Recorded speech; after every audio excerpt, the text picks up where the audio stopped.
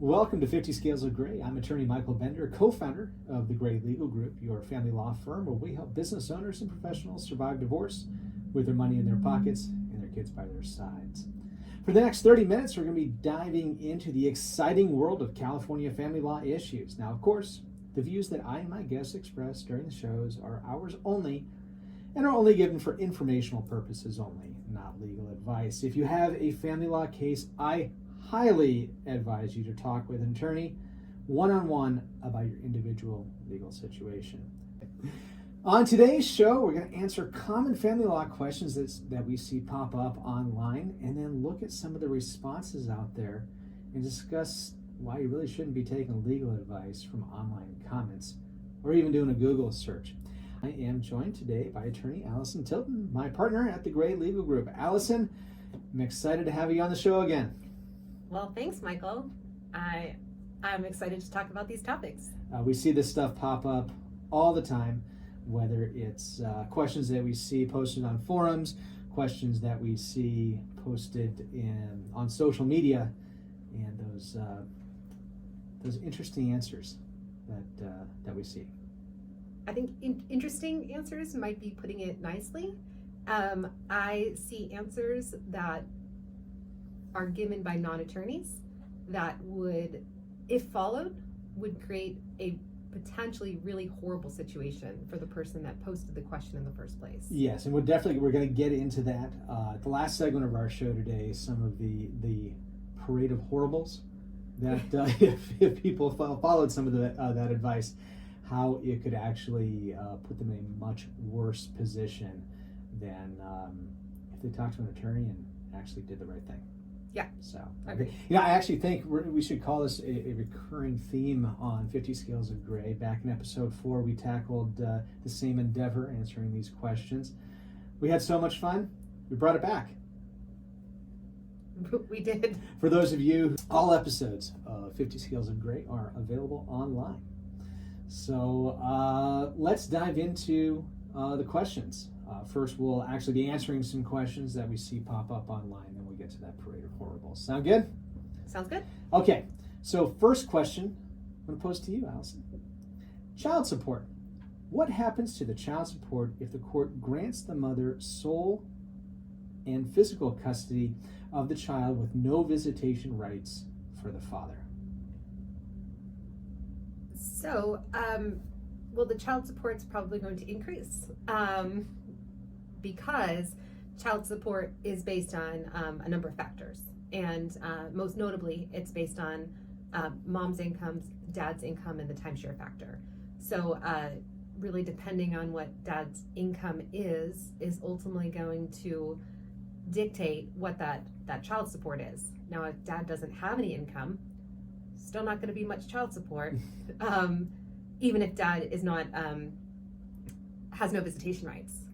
Now, one thing I would add here, of course, we are taking these questions fairly word for word from what we've seen online. So some of the times we've got to maybe add our own facts or interpret what's going on here.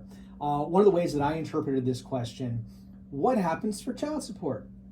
Well, I'm going to assume that there's already a child support order in question, already a child support order in place, and they've gone in and the custody visitation has changed. Well, in this instance, people need to know that child support doesn't automatically change. You actually have to ask the court to go ahead and modify it. So taking all those factors that you were talking about, the percentage of time, the income, whether there's income there or not. If you are receiving child support and there's what I'm, again, assuming is a big drastic change in the custody order, you have to ask the court. Now, you can't just say, oh, but I need my child support changed. You need to file a motion with the court, or if you are having child support collected through the Department of Child Support Services, notify them of the change, and they can file the appropriate motions to get in front of the court. But you have to take that next step if you've got the order in place. It just doesn't magically happen. Correct. And interestingly enough, we do get people that ask us a lot retroactivity of child support. So let's say somebody came with that scenario. Hey, custody changed. I want to change child support. Can I get it back to when it was changed? Well, when was it changed? Oh, it was 7 months ago. Well, how far back can you actually go ahead and modify it? You can go back and modify it to the date that you requested the modification. So it is upon the parents to file that modification request. The court or DCSS, either one of them will not make it till 7 months prior. They're going to make it to your filing date. So it's really important that you don't delay and that you get that motion filed as quickly as possible once there has been a change. So not getting back 7 months, not getting back. I mean, we've had situations where people will come and say, "Oh, 4 years ago it changed. I want to go ahead and get back pay." Not gonna get it. Not gonna get it. And to Michael's point that you had stated, we often see in court that once they get a modified custody visitation order, they go ahead and ask the judge, "Can I also get this changed?" And the judge will absolutely say, "No, you cannot get it changed right now. There has to be a request, and the judge has to have current income information before they can make that change." All right, so question 2, I'm gonna ask to Michael. This is a little bit of a lengthy one. So, as the biological father, would I have any sway in terminating a guardianship? And here's the background. My biological daughter is under a guardianship of her maternal grandmother because my daughter's mother could not take care of her at the time. I have not met this daughter or been in her life, but I have been kept in periodic contact with her mother throughout the years. Her mother has gotten her life together, makes good money, is married, and has another daughter. The grandmother refuses to end the guardianship and is only allowing mom to see her every other weekend. So could this biological dad have any sway in terminating this guardianship? To answer the question right off the top, basic information there, it really, if you've had no contact with this child, no relationship with this child, the court's really going to look at you as just an outsider looking in. There's really not going to be any sway. Now, if you're looking to get a relationship or start a relationship with this child, you may want to file within the guardianship to ask for visitation, so you can establish that relationship, build it up, and then ultimately say, well, hey, maybe I should take custody of my daughter. Maybe I should, I can help mom get custody back. But as it stands right now, there's really in my opinion, not much weight is going to be given to your opinion on mom's life. However, if mom has turned her life around, as much as the question poses, she would have the ability to go in and ask the court to terminate the guardianship. Lay all the facts on the line. Why was the guardianship granted? What has changed? Because ultimately, in a guardianship, it is the goal to have parental reunification, so long as it's going to be good for the child. Question number 20 that pops out of this question for me is, if grandma is dictating the every other weekend to mom, if she's not ready to terminate the guardianship, she can actually go in and file for visitation through the guardianship as well. So that's the guardianship primer. My thought with this was exactly where you were going with this. Is it might be best for mom to go in and make the attempt to terminate that guardianship, and then mom and dad can work together on a parenting plan to reunify the daughter with the biological father. That might be his best outcome in order to build that relationship. All right, we're going to go ahead to question number 3 right now. Back child support. Different from the first question, because it looked like there was an order in place here. Mm-hmm. My angry ex was ordered to pay 15% of his salary 11 years ago. when he stated his salary was about $100,000 on the judgment. He never paid. I served him. Now he's calling, threatening me, says he doesn't have to pay it because it's an old judgment. Can't you go ahead and collect on that? I think the laugh that you got right there says it all, but go ahead. Well, so I giggle, right? I laugh because child support orders, they just don't go away. They're very different than other kinds of judgment orders or collection orders. When you've got a child support order, that child support order is in place, and the arrears on that continue to collect arrears until it's paid. So what's not clear is what papers were served on him, or if the child support is still accruing on this underlying order, or if now the child's 18 and aged out of the child support order. But the bottom line is the support is owed, the back support, and interest at 10%. Important. You say certain things here. Again, we have to assume certain things in these questions. But what we see a lot of the time is the false belief that once a child has reached the age of 18, no more child support is owed, and poof, all the unpaid child support disappears as well. Doesn't happen like that. Like you mentioned, interest is still accruing on that, and the legal rate of interest, 10% per year. So it accrues very, very, very fast. Yeah, right. And I would advise the recipient of this support that they have a lot of remedies available to them in order to try to get this, right? If you have child support arrears that are owing, you can put liens on people's property, you can garnish wages, you can do all kinds of things in order to collect this amount. You don't have to just purely rely on the other party just to, all of a sudden decide now is a good time to pay. You can make efforts to garnish wages, to levy bank accounts, to put liens on property, all kinds of things. All right, well, we've tackled child support, a little bit of custody in there, even some guardianship. We come back, we're going to dive into more questions, talking about enforcement of judgments, some subpoenas, and then property issues. We'll be right back here on 50 Scales of Gray.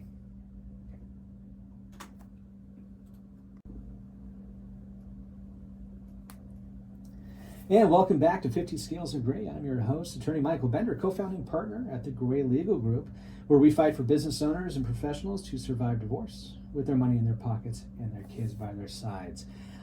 Joined here again today by my business partner, Allison Tilton. Allison, having some fun talking about some family law issues? I am. Surprisingly, I love talking about all things family law all the time. Well, the first segment there, we covered some issues on child support, little custody, guardianship. A few more questions before we dive into what we like to call that parade of horribles. So stick around. Definitely want to stick around for that final segment when we get to online advice. But first, a couple more questions here we want to go ahead and go over. The next one is, what happens if my ex-wife doesn't follow the judgment? Prior to filing for divorce, we agreed in a marital settlement agreement that I can stay in her condo until our son turns 5. He just turned 4 last August. In another paragraph, we also agreed that I can stay here all the way till January of 2027 due to her financial crisis. Well, I think the question that should be posed is, do we have to follow the marital settlement agreement? And in this case, because there's inconsistencies, I'm not sure which provision is going to be the correct provision. So I guess I don't really know how to answer this question. I guess you ultimately would probably need to see if the two of you could talk it out first, and then maybe involve attorneys for the two attorneys to talk this out. And if there wasn't a resolution here, then ultimately a motion would get filed with the court so that the various arguments could be presented to the judge, and the judge could decide which provision of this is going to prevail. Is it going to be until the son turns 5, or is it until January of 2027? either way, it's not December 31st, 2022. You forgot option 3 there. Option 3. There could very well be an option. This, again, in my opinion, there could be an option 3, because what you will be filing for is to clarify, hey, judge, what's going on? The other spouse, well, the ex-wife, could actually file and say, I want to modify our judgment. I want to modify our agreement because our circumstances have changed. Because of X, Y, and Z, we have these confusing terms. Judge, just throw those out and throw him out at the end of the year. Yeah. I mean, right. There is. And I would say the ability to modify this is going to depend on the other language in your settlement agreement. Because there are sometimes language inside of the agreements that don't allow for modifications. We recently had a case that it literally said no modifications of this order. That's not that common, but sometimes if attorneys aren't preparing final judgments, all kinds of language might be included or not included in the settlement agreement. So it's really important to have an entire settlement agreement reviewed by an attorney, whether or not it's before you sign it or you're having an enforcement issue with it, so that we can see what all of the language is and then really delve into what the options are from there. Definitely. These conflicting or confusing terms are not necessarily limited to, who can live where. We see it a lot with property. Control, property possession, as well as custody and visitation orders. So that can create a whole nother mess. Maybe we'll talk about that another day. So. All right. So the next question, this is an interesting question. Can I subpoena hotel footage of a cheating spouse when I was carrying his child? I found out my spouse was cheating while I was pregnant with our child. Can I subpoena the hotel security video to show that in court? The simple answer, I have a perplexed look on my face for a reason, but the simple answer is sure, but why? California is a no-fault state, so it doesn't matter who's cheating who. If you find out your spouse is cheating, you get to file for a divorce. If they go ahead and cheat and they don't want to be married to you anymore, regardless if you're pregnant or not, I hate to be straightforward and a little unemotional about this, but anybody can file for divorce. Anybody can. There's no repercussions to cheating here in California. So sure, you can go through all of the process to subpoena videotape and watch it over and over again and get all angry at this parent and be wonder why they did this to you. But when you bring it into court, the judge is not going to let you show it or say, why are you showing this to me? It doesn't matter. That's the quick answer. not so quick, but that's pretty much the full answer. Yeah. Yeah. So, all right. Well, that covers the questions that we're going to talk about today. When we come back, we get to dive into social media, the advice that is given online, and really discuss why you don't want to go ahead and follow that. Welcome back to 50 Scales of Gray. I'm attorney Michael Bender here with Allison Tilton, co-founder of the Gray Legal Group, answering some questions that we see online. And now we're going to talk about those answers that are out there. These questions that are posted on social media, asking for the general public to chime in. Some of these answers we see sometimes shock us, and if that advice is filed, it can really get somebody in trouble. So ready to dive into what we sometimes call the parade of horribles that can happen? Yeah. All right, now keep in mind, we're not doing this to make fun of anybody. Not doing this to say, oh my God, I couldn't believe that. Why would they ever do that? No, this is a warning to the dangers out there that if you follow some advice that you see online, it could really have a negative impact on your case. So there's the disclaimer. Yeah, I like to think about it as the cautionary tale, right? That you're going to just the general public, right? Not an expert or not someone who this is what they do, right? It would be like having a non-plumber come into your house and replace all of your pipes. Probably not a great idea. And that is really what we see often, or at least what I see when I'm looking at these posts and these responses, is man, I just like feel really bad for people that this is the advice that they're getting. Absolutely. Kind of like one of those, hey, check out this rash. What is it? Go see a doctor. Yeah. But Yeah. Don't follow somebody's advice to go and get whatever ointment, because you don't know if that's going to work. Go see a doctor. All right, so here's the first posting. Let's dive into them. I'm in the middle of a divorce. I want to change my car insurance to just myself and my own car. Does anyone know if I can do this even though the paperwork for the divorce is not yet complete? Some of the answers that we see out there. Now, we'll obviously, we're going to go into the good advice for this, but some of the answers out there and the wrong answers, you can, but you need to state that you're legally separated. Yes, so long as you tell him first and give him a chance to get his own insurance, or we actually, even on this post specifically, we saw insurance agents offering to help out. So, Allison, what could happen if somebody decides to change the insurance on their vehicle after they file for divorce?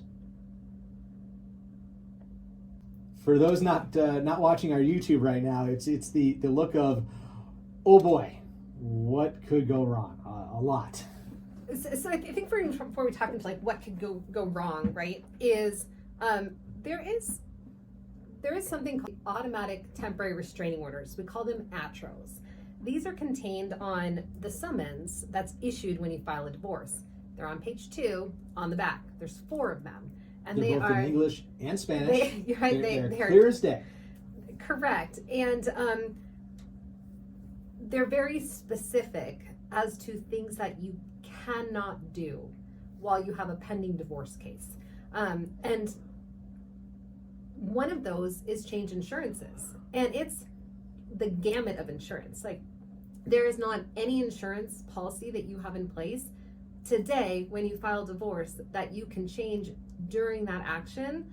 And the caveat is, and I started to get excited when I saw one of these answers, was so long as you tell him first. The problem part of that answer was, and give them a chance to get their own insurance. That's not correct. So if your spouse agrees that you can change insurance, right, you need to have their consent, you need to have their agreement, or you need to have a court order that allows you to do this. But you can't just do it because it's convenient. And or that you don't want to anymore. Right, that you don't want to pay for it or whatever. I can get a cheaper policy. It doesn't matter. And there's no special form you can fill out that says like this is okay to do this. There's no special check the box. So whether or not an insurance agency will let you do it, that's will the insurance agency let you do it? But will the court let you do it? No. Depending on which one of these automatic temporary restraining orders you are violating is going to result in how much trouble you are going to potentially get in your case. But you can be looking at all kinds of sanctions. You could look at loss of certain assets by doing this. I think one of the big things here that you could be looking at when you talk about, there's not going to be any criminal penalties to it. It could be those sanctions. But if the other spouse gets into an accident in their vehicle and they're not insured and you cut off their insurance policy, guess who is going to have to foot the entire bill? Oh, yeah. All the damages there. So anything that they would owe is going to be coming out of your pocket. Now, you brought up an issue or a concern people have. Well, I don't want to keep paying for their insurance. Well, you have a right to reimbursement. You're continuing to pay on this, which is benefiting the other spouse. Hey, in the end, they're going to owe you a specific amount. You calculate it and balance it out with all the other stuff, but you're going to be entitled to get some of that money back. Mm-hmm. All right, the next one. Does anyone have any insight on how percentage for child custody in Riverside County courts is determined? Here's the answers. Family courts will usually do 50-50. Always 50-50 legal custody. Men are at a huge disadvantage in Riverside. Not really offering legal advice here, or insight. Those are really just like, statements, but I don't even think any of those statements even really answer the question that was posed, right? And I think that this is one of those common misunderstood family law topics, right? This idea of child custody, right? So regardless of what county we're in California, but really, like, when we're talking about percentage of child custody, we don't really talk about it in terms of 50-50. I mean, people say, I want 50% custody, but like, what does that mean? It's really a question of whether or not a parent is going to get sole custody or they're going to get joint custody. And in the presumption, right, where the courts start, is that the parents are going to get joint custody. But it's not really a percentage of that custody that gets into what our visitation orders are going to be. And when we really literally count up the days or count up the hours is how we get that percentage. I mean, I really disagree with every one of these, every one of these responses, right? So, like, men are at a huge disadvantage in Riverside. I just disagree, right? We start with the idea that both parents are completely equal, and we have tons of male clients that have sole custody of their children, and it's not that one parent is favored over the other. What often, in my opinion, is the determining factor on the higher amount of timeshare is really what are the parental duties and how have you divided those up. So if you have a parent who's primarily staying home, then that parent will probably have additional time factors with the child because they have more time to devote to the child. And that doesn't matter if that's the mom or the dad. So I don't know. I know you have strong custody visitation feelings. Quickly, I take issue with each of these as well, and the court does start at that equal timeshare, equal responsibility. That's really when we're looking at a custody visitation schedule. It's not going to who spends time with the kids, but who's going to be responsible for the kids, and what's their schedule, what's your schedule, who can care for them, who can take that time to be responsible for them.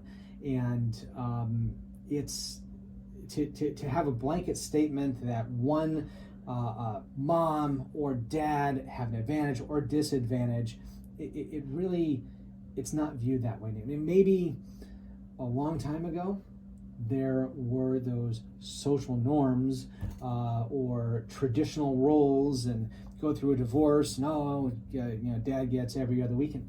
That's not the case anymore. It's a deep dive into the schedules.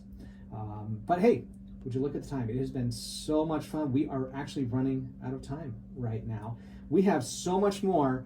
I think we're going to go ahead carry this conversation to our next episode next week at 6:30 here on KATY on Saturday morning.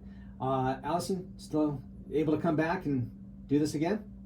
I will make sure that my calendar is clear and that I can be here to share more with all of our listeners. Fantastic. I want to thank everybody out there who tuned in. Remember, you can join us here every Saturday morning on KATY FM 101.3. For more information about what we've discussed, or to contact the Gray Legal Group,